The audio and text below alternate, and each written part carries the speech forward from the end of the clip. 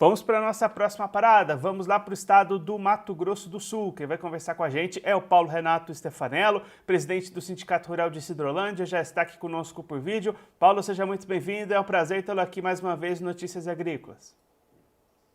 Bom dia, Guilherme Dorigatti. Bom dia a todos os ouvintes aí e estão assistindo Notícias Agrícolas.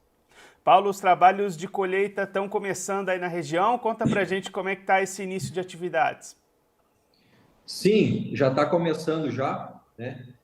Algumas fazendas que conseguiram plantar mais no cedo já começaram a colher, mas provavelmente o forte da colheita, o início de todas as propriedades, se dará ali no comecinho de julho, né? E como é que foi o desenvolvimento das lavouras por aí nesse ano, Paulo? A expectativa é positiva para a produtividade? Olha, aqui na nossa região, aqui no centro do estado do Mato Grosso do Sul, foi uma condição favorável para o desenvolvimento da cultura do milho, né? E de outras culturas também, né?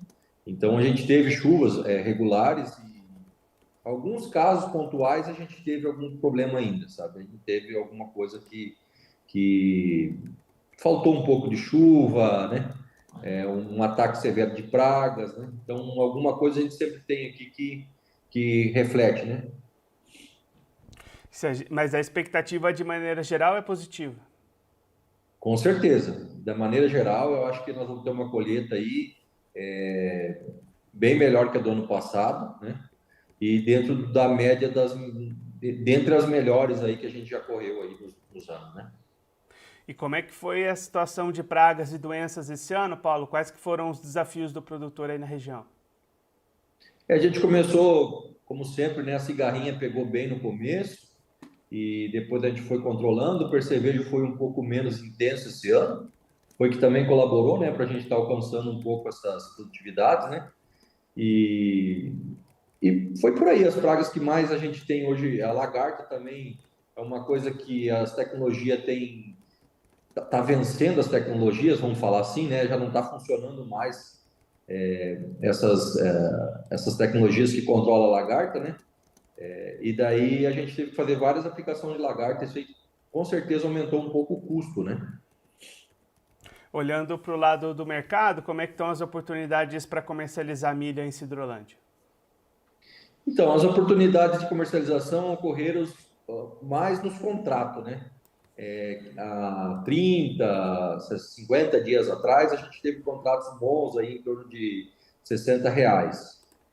Hoje o mercado está bem abaixo, né? Já está falando em 50, 48, né? Então, ele deu uma queda boa no preço, né? Acho que um pouco é reflexo da grande oferta que vamos ter, né?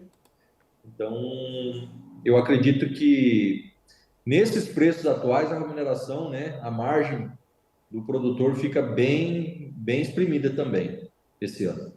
É um momento para aquele produtor que tem a capacidade de segurar um pouquinho e esperar um pouco para avançar com essas vendas, né, Paulo? Com certeza, né? Quem tem capacidade de armazenagem, tem condições, às vezes, de colocar um pouco em silobag, né? E que tenha condições financeiras também de estar suportando esse prazo, eu acredito que seja interessante, né? Segundo semestre aí, né? No final do segundo semestre, sempre costuma ter, às vezes, uns preços um pouquinho melhores, né? Que daí a gente vai saber certinho como que foi a safra, se a safra foi boa, não foi boa, né? Porque enquanto não tiver no silo, a gente não pode falar que é uma super safra, que seja uma safra boa, né? É difícil, né? E se a gente olhar para a sequência, Paulo, como é que está a preparação olhando para a soja 25-26? Então, a gente está aí já fazendo as compras, a maioria dos produtores aqui já fez as compras dos insumos básicos, né, para a cultura da soja. E é como sempre diz, o produtor precisa, né, tá plantando todo ano, né? A gente tem bastante compromissos anuais, né? Então, eu acredito que a expectativa seja boa, né? A gente está com um pouco o preço retraído, a gente tá judiando bastante o cálculo, né?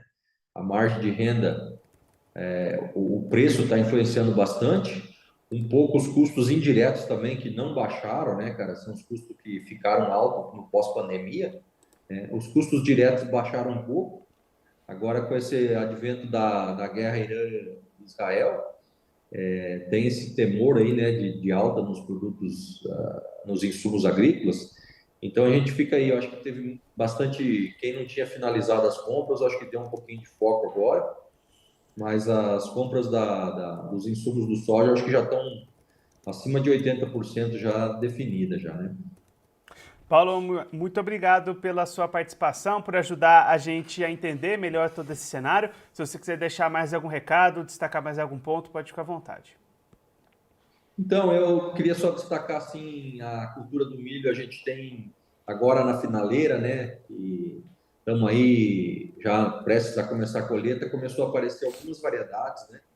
Que com problema de tombamento. Então, é um ano assim que está refletindo um pouco a falta de investimento, o baixo investimento do produtor rural, né? Tivemos muitos produtores rurais que plantaram sem fósforo e potássio, somente com um pouquinho de nitrogênio, né? E agora a gente está vendo lavouras aí até bonitas, né? Que até conseguiu produzir bem, não altas produtividades, mas pelo menos em relação ao custo que o produtor fez, vai dar uma margem boa de rentabilidade para o produtor. Só que agora estão enfrentando esse problema da queda da planta, né? Queda do milho está caindo. Então, é uma preocupação que acendeu para nós agora nesses últimos dias, né? Que isso causa sempre um prejuízo grande para o produtor, né? A queda do milho aí, a dificuldade de colher ele, isso é complicado. Então, a gente torce para que esse problema não seja tão representativo, né, daqui para frente, né? Mas é isso aí, a gente fica um abraço a todos, né? E agradecer aí a Notícias Agrícolas por estar participando junto aí com vocês na, na condução da safra de milho, né? Paulo, mais uma vez, muito obrigado. A gente deixa aqui o convite para você voltar mais vezes, a gente trazer os números finais dessa colheita aí na região. Um abraço, até a próxima. Um abraço, até a próxima.